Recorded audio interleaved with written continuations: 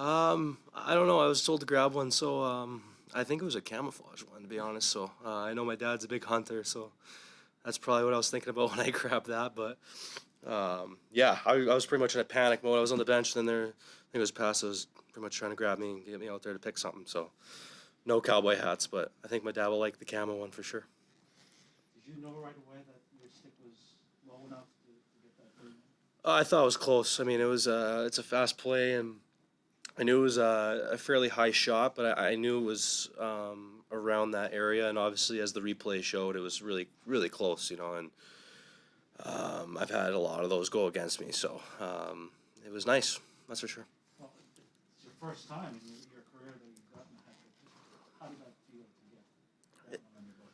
Yeah, it was nice. It was kind of early in the game too. It was, I think I had one in preseason maybe with Pasta back in the day, but not in regular season or anything like that. But as soon as you get two, you always want the third, and I was lucky enough to get it and help the team. Obviously, put us up by 3 there is against a defensive team like LA. It's a good thing.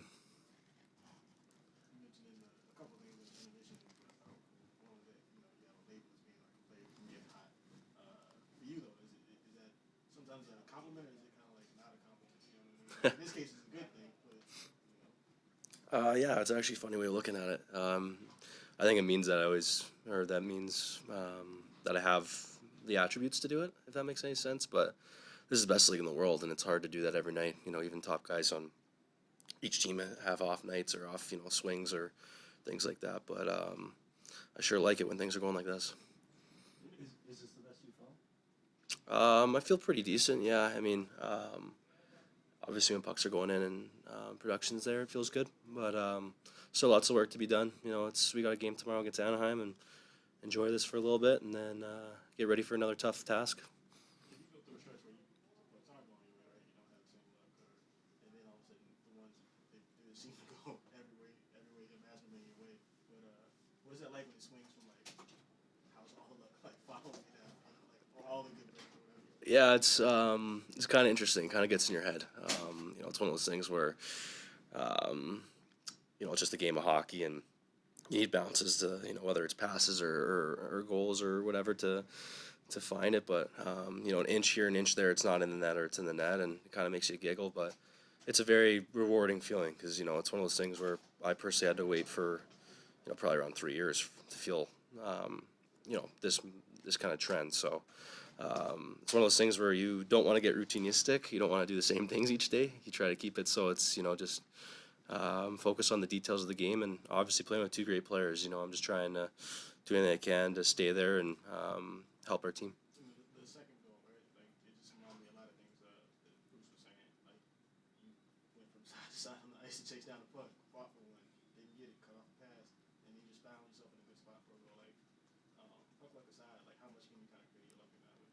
Yeah, that's the details of the game, and that's something that every player will say. I think that tracking back through the middle, and obviously, I don't think it's necessarily what that defenseman wanted to do, but you do that in the hopes. You might play 82 and you might get one of those, and then it's about finishing. But I think that just goes with the game itself. Usually, that's usually when I get the most chances when I'm playing well away from the puck, and that was kind of a funny shift though. I did feel like I kind of went around the world there, and then.